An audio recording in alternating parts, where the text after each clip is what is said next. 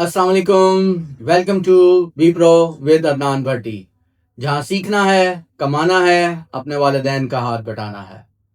My dear students, आज का topic Photoshop के अंदर बहुत मज़ेदार टॉपिक है। वैसे तो हमेशा मैं किसी भी टॉपिक के आगाज़ के अंदर यही कह रहा होता हूँ कि बहुत ही मज़ेदार टॉपिक है, क्योंकि ग्राफिक डिज़ाइनिंग है ही बहुत मज़े की चीज़। और स्पेशली फोटोशॉप आप सीख रहे हो और आपकी प्रॉब्लम सॉल्व ना हो, ये कैसे हो सकता है। तो आज के टॉपिक का नाम है पपेट रैप। अक्सर आप लोगों ने देखा होगा कि आप लोगों ने किसी भी तरह की बॉडी की मूवमेंट करनी हो, अपने बाजू को मूव करना हो और किसी भी पार्ट को मूवमेंट करना हो, तो उसके लिए आप सेपरेट सेपरेट लेयर्स का इस्तेमाल कर रहे होते हो।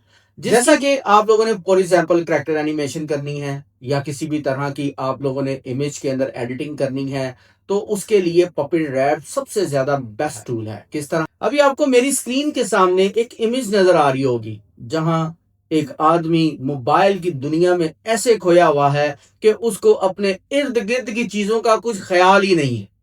अक्सर इस तरह क्या होता है, आप लोग भी इस तरह से काम कर रहे होते हो, तो वैसे तो ये नुकसानदेह है कि आपकी गर्दन का बैंड जो है ना, वो इस तरह से झुका झुका सा फील हो रहा होता है।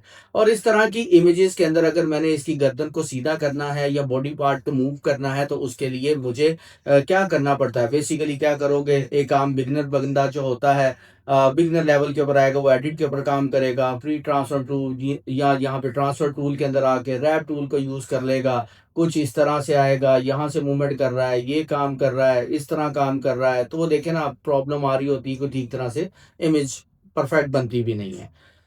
अभी हम इसको कंट्रोल जी करते हैं और आते हैं यहाँ पर एडिट में। एडिट के अंदर यहाँ पर एक ऑप्शन आ रही है, वो है पपेट रैप की। पपेट रैप को मैं क्लिक करूंगा तो आप ये देखिए, यहाँ पर जो है इस तरह का कॉन्सेप्ट जो है वो शो हो गया। बट रिमेंबर, इसके लिए आपकी लेयर जो है, आपकी इमेज जो है, उसका ट्रांसपेरेंट होना ज़रूरी है। क्योंकि मैंने आप लोगों को पहले कई दफ़ा काफ़ी लेक्चर्स के अंदर बैकग्राउंड रिमूव करने का वे गाइड किया हुआ है। तो आप इसकी बैकग्राउंड रिमूव करके इसको ट्रांसपेरेंट इमेज कर लीजिएगा। अब पपी ट्रैप क्या काम करेगा, अगर मैं इसको यहां पर ही क्लिक करके मूव करूंगा, वो देखें जैसे मेरे पास यहां पर सिलेक्शन टूल मूव कर रहा होता, सेम एज इट इज हो जाएगा। या मैं कहीं पर भी एक पिन ऐड कर लेता हूं और मैं उसको फिर मूव करता हूं, ये ले, वो मैंने उसका एक सेंटर पॉइंट वहां पर एडजस्ट कर लिया। हमने क्या करना है, इसकी गर्दन को मूव करना है। मैं इसको एक और पॉइंट यहां ऐड करूंगा, जिस चीज को हमने मूव नहीं करना वहां पर मैं लॉक कर दूंगा, यानी एक पॉइंट ऐड कर दूंगा। यहां मैंने एक पॉइंट ऐड कर दिया। अब देखिए, मैंने इसको एक पॉइंट यहां पर ऐड कर दिया। मैं इसको क्लिक करके आगे जहां पर भी लेके जा रहा हूं, अब जहां भी मैंने इसको दूसरा पॉइंट ऐड किया हुआ था, वो चीज मूव नहीं कर रही। मैं इसको यहाँ पे गर्दन मैंने इसकी मूव करनी है, ये ले।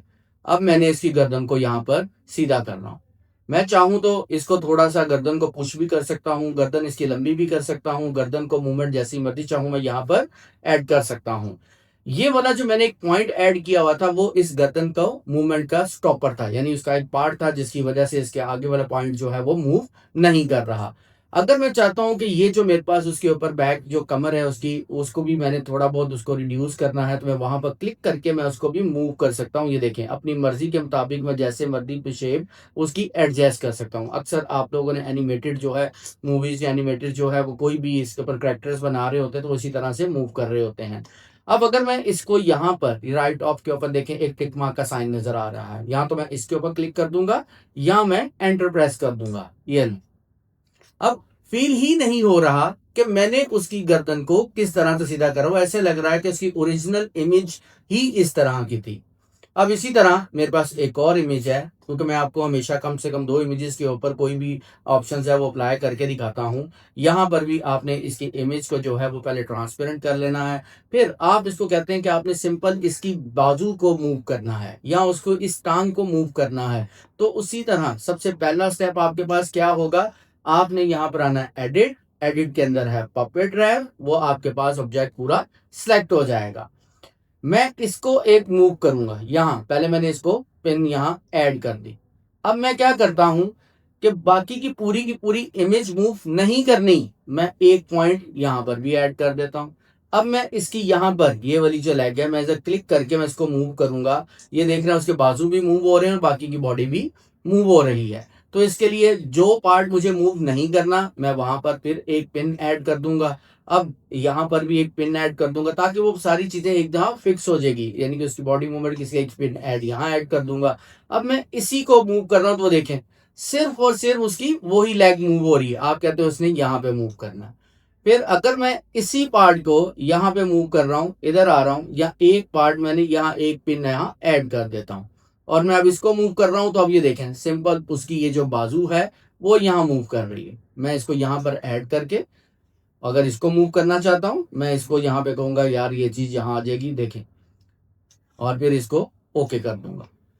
अभी मेरे पास इमेजेस, मैंने उसकी बाजू को मूव किया, उसकी टांग को मूव किया, इसी तरह से मैंने एक इस इमेज को मूव किया। तो पपेट रैप से आप किसी भी तरह की इमेज को जो है उसकी डायरेक्शन चेंज कर सकते हैं, बॉडी एंड बॉडी मूवमेंट कर सकते हैं। तो इस तरह बहुत ही आसान तरीके के साथ पपेट रैप आप लोगों को मैंने गाइड कर दिया। So keep watching B pro with Adnan Bhatti, जहां सीखना है, कमाना है, अपने वालिदैन का हाथ बटाना है। थैंक्स।